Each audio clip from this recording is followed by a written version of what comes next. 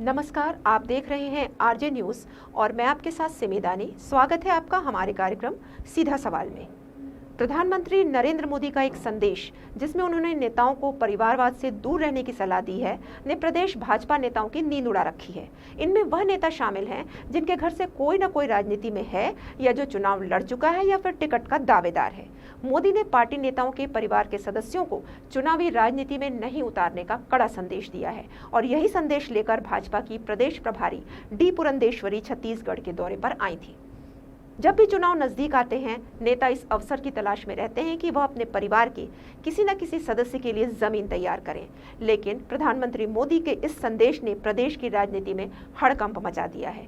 जहां इस संदेश से जमीनी नेता काफी उत्साहित हैं, जो एक लंबे वक्त से पार्टी के लिए काम करते आए हैं, पार्टी का झंडा उठाते रहे हैं, जिन्हें परिवारवाद के कारण आगे नहीं आने दिया गया, आगे बढ़ने का मौका नहीं मिला, तो कई नेता ऐसे भी पार्टी में हैं जो दिग्गज नेताओं के क्षेत्र से आते हैं लेकिन परिवारवाद के कारण पीछे रह गए हैं।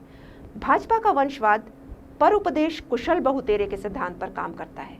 वंशवाद का विरोध करने वाली भारतीय जनता पार्टी खुद इससे अछूती नहीं है। हैरत की बात तो यह है कि भाजपा के वयोवृद्ध नेता लाल कृष्ण आडवाणी कांग्रेस के वंशवाद पर तो अक्सर भाषण देते रहते हैं, लेकिन खुद अपनी पार्टी के वंशवाद की तरफ से आंखें मूंद लेते हैं। अगर छत्तीसगढ़ की राजनीति की बात करें तो बस्तर में बलिराम कश्यप के बेटे केदार कश्यप विधायक और मंत्री रह चुके हैं, जबकि दिनेश कश्यप लोकसभा सदस्य चुने गए थे। इसी तरह दुर्ग में ताराचंद साहू के बेटे दीपक साहू भी विधानसभा चुनाव लड़ चुके हैं। पूर्व मुख्यमंत्री डॉक्टर रमन सिंह के बेटे अभिषेक सिंह सांसद रह चुके हैं। यह बात अलग है कि भाजपा का शीर्ष नेतृत्व वंशवाद से मुक्त है। यह कहा जा सकता है कि प्रधानमंत्री नरेंद्र मोदी के पार्टी नेताओं के स्वजन को चुनावी राजनीति में नहीं उतरने का संदेश का असर छत्तीसगढ़ की राजनीति पर भी गहरा पड़ने वाला है।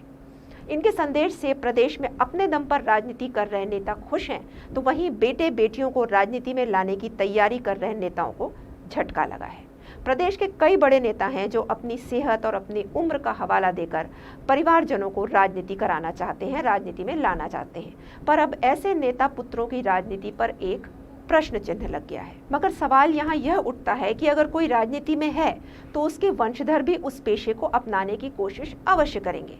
अगर कम्युनिस्ट पार्टी के नेता का कोई बेटा या भतीजा या भतीजी कोई भी कम्युनिस्ट पार्टी को नहीं अपनाता, तो यही कहा जा सकता है कि यह नेता अपनी विचारधारा से अपने परिवारजनों को ही प्रभावित नहीं कर सका तो आम जनता को क्या करेगा। यही बात अन्य पार्टियों के साथ भी लागू होती है। हम इसे वंशवाद की संज्ञा नहीं दे सकते। अगर पंडित का बेटा पूजा पाठ में निमग्न होता है तो यह वंशवाद नहीं है, यह वंश परंपरा है। अगर किसी पुजारी का बेटा बिना किसी योग्यता के सिर्फ इस कारण से पुजारी बन जाता है कि वह पुजारी का बेटा है, तो यह वंशवाद हुआ। इस पर आपकी क्या राय है, कमेंट बॉक्स में कमेंट करके जरूर बताएं। आगे हम आपके सामने फिर हाजिर होंगे एक नए सवाल के साथ। तब तक के लिए नमस्कार। और बहनों, गौर परिवारवादी देश के संविधान के लिए, देश के लोकतंत्र के लिए सबसे बड़ा खतरा है, सबसे बड़ा संकट है।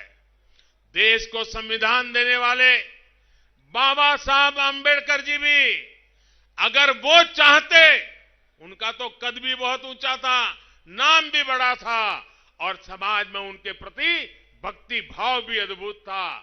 वे अगर चाहते तो वे भी अपने परिवार की एक पार्टी बना सकते थे और अपना राजनीतिक खेल खेल सकते थे, लेकिन बाबा साहब आंबेडकर ने अपने परिवार का नहीं, हमारे देश के कोटि कोटि दलित, पीड़ित, शोषित, वंचितों को ही